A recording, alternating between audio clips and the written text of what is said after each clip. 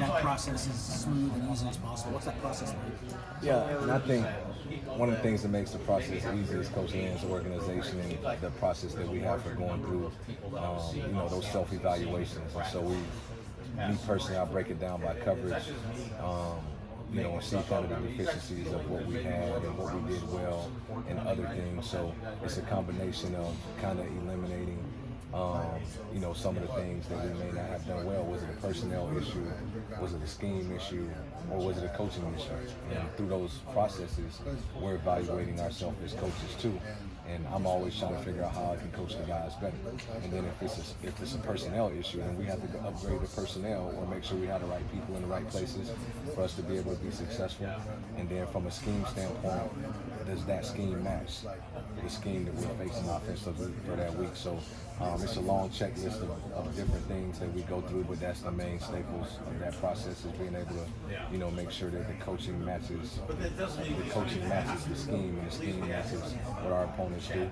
And so we break it down by front and then we break it down by coverage and, just start scrolling through those things. And when you watch it all combined, no matter the concepts combined, no matter what team you play against, you can kind of see what you were consistent in, and then you get into statistical things like yards per play and how many explosive plays you gave up, how many negative plays did you create, how many turnovers did you create, and it creates a combination of a bunch of different things that kind of allows you to see what you need to add, see what you need to throw out, and then see what you did really well that you want to continue to build off of. What did you learn going through that process, especially being in a new conference?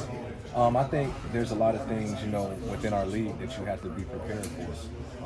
And that's the big personnel groups. When you play certain teams in our league that play with tight ends and backs, then you have a combination of teams in our league who want to play in more open sets.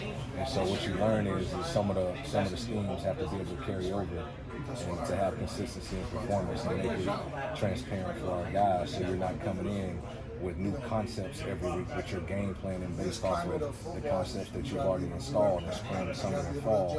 And so you want to install enough that when you get in these situations that you have a bank to pull from that the kids already have a major understanding of, so we can continue to progress. And everything that we put in on a weekly basis is important to them, but it's recall, and we call it same as.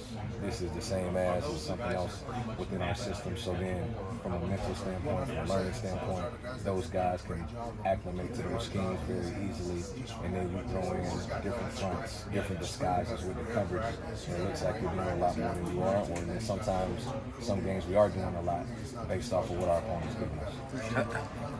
How big was it to get D-Nick back for an extra year, and what more can you still get out of his potential in his game? Man, it was major to get D-Nick back. One, because the type of person he is, and two, the type of player that we expect him to be. He's made major strides. He spent his whole life being a quarterback, and then he kind of transitioned to being a DB, and so at Mississippi State had a good career there. He came over here, we had a lot of competition in that position, had a bunch of seniors, so for him to be able to come back this year, I think he's really going to excel, and he's really going to have an opportunity to do some great things. And then, me and Coach Reed were both in that same situations. They were high school quarterbacks that transitioned, as well as Coach Lynn. And so we all it's crazy, right? And so we all kind of look at him as, the more he plays, the better he's going to get. So I'm just really proud of him. It's not a better guy that you would like to coach on a day-to-day basis with the energy.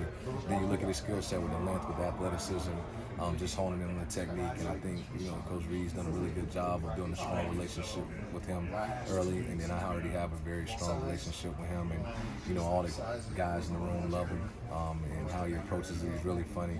Obviously, he has a strong accent from Mississippi, so everything he says is funny, and we spend a lot of time with him, so we're excited about him coming back. He got the extra year, then he briefly went in the portal and then came out. What were your conversations like with him during that, trying to tell him you can stay here and grow and be better here? Yeah, he knows how, I feel about him individually, and that we wanted him back. I think some of those processes get very confusing, for guys when, he has a family. He has a son that's around all the time that I'm sure you guys have seen, and, he was trying to make sure he was putting himself in the best position, to be successful, and we want every player here that we impact to be in the best position to be successful. But ultimately, I feel like he made the right decision in coming back. He feels as if he made the right decision in coming back here. to be a part of it. And I don't think he ever really wanted to leave, but I think he was just kind of testing the waters to see what was out there for him. And he was going to be a highly sought-after player, as he should, because I think his upside is tremendous, and he's going to continue to get better the more that he plays, the more that he gets coached, and the more in time that he invests. So I think that he's excited to be back and have a really good spring. I wanted to ask you about Little D being around the program. What's it been like, just him being kind of so immersed in things, and the team's really embraced him and that whole dynamic? Man, it's pretty cool because you see him just running up the players, jumping on them, hugging them. I mean, you see Coach Riley carrying him around practice. I mean, he's sitting in the front row at a DB meeting 2 or 3 days a week. And he's just in there watching the tape, eating snacks, hanging out. And he'll walk around, sit with different guys, hang out. And so he's the nephew of every player on our team. And, it's pretty cool for Carlos to be able to have his son around. And these are memories for him that he's going to remember for a lifetime. And, he's going to grow up in the locker room, and he's going to love it, from now until he continues to mature and becomes a man. So it's pretty awesome for us. Awesome. In what ways do you foresee this 2025 defense, USC defense, being better than what we saw last year? I think just the second year in the system, with the way that Coach Lynn and the rest of the staff, how we put the scheme together, I think that the bank reps understanding the scheme, understanding, the different concepts that we want to run, and from a secondary standpoint, there's 6 guys who have played a major college football game at a high level right now. And obviously there's a bunch of young guys that we have high expectations for, but they've been in the system as well. So, for me personally, everybody in the DB room, I've either coached for a year or I recruited here. And so I think those relationships matter. I think the way that we install the bank reps, I think it's only going to pay dividends. And then you look at some of the key additions that we've made to our defense, particularly in the front 7. I think will have a big impact on the way that we play. And any time that you can, rush and cover, you're at an added advantage where either you're creating, one-on-ones in the front, or either you're creating double teams in the back end, but you have to have the right personnel to be able to do that consistently. And having guys that can win one-on-one matchups and having guys who understand the scheme, I think makes us, a more complete team moving forward. And then from a staff perspective, we've all worked together for a year. We understand the expectations. We kind of have a system that we have now too. So I think from a coaching perspective, everybody's much more comfortable as well as the players. From a recruiting standpoint, Chad Bowden's impact, it's obviously been a different recruiting cycle for you guys this year. Something's transformed. What are his fingerprints on that? I just think, he's come in and, he's aggressive by nature, right? And so just the detail that he puts in every day, the amount of communication that the coaches as well as his staff are having with prospective student athletes that are going to come here. Some of the different things that we've implemented, like having the Trojan Olympics and a lot of creativity in a bunch of different areas, and some of those areas people don't see some of the impact that they're having, but it's been awesome for us. And for somebody like me who prides myself on being a triple threat in this game, to be a good coach, good relationships, and a good recruiter, it only enhances my ability to make sure we're bringing the right people within the roster as well.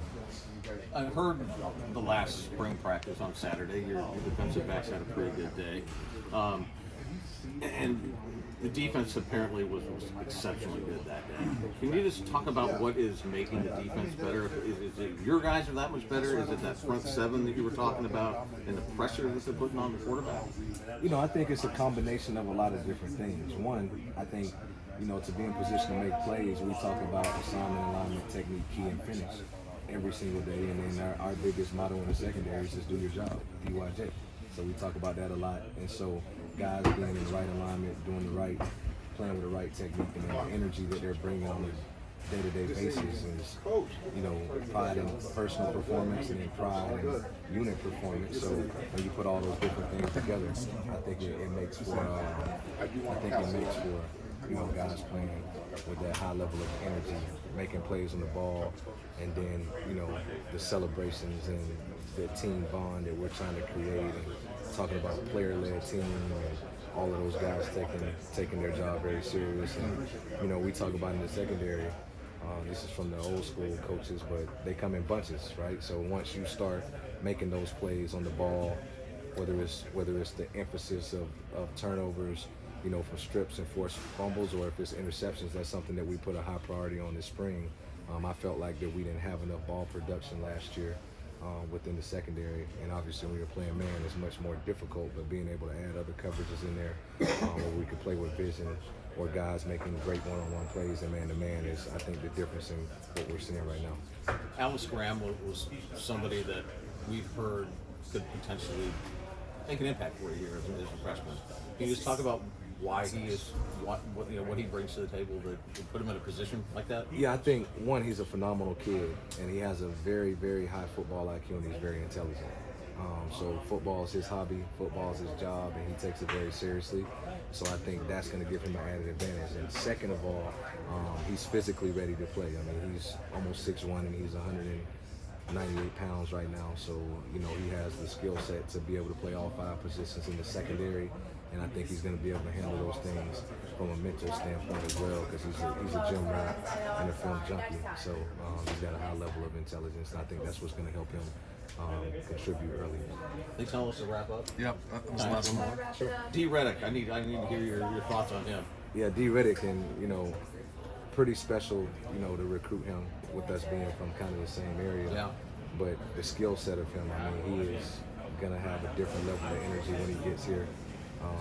You know, he's compact and he's explosive. He was a two-way player in high school, but I mean, he sacrifices his body every time he goes to hit somebody. Has great ball skills. He's a punt returner, a kick returner. He can play multiple positions. So he's one of the guys I'm really, really excited to get here. His love for football is you know, on another level. And the place that he comes from, that's all he knows. Being a small town kid, you know, raised.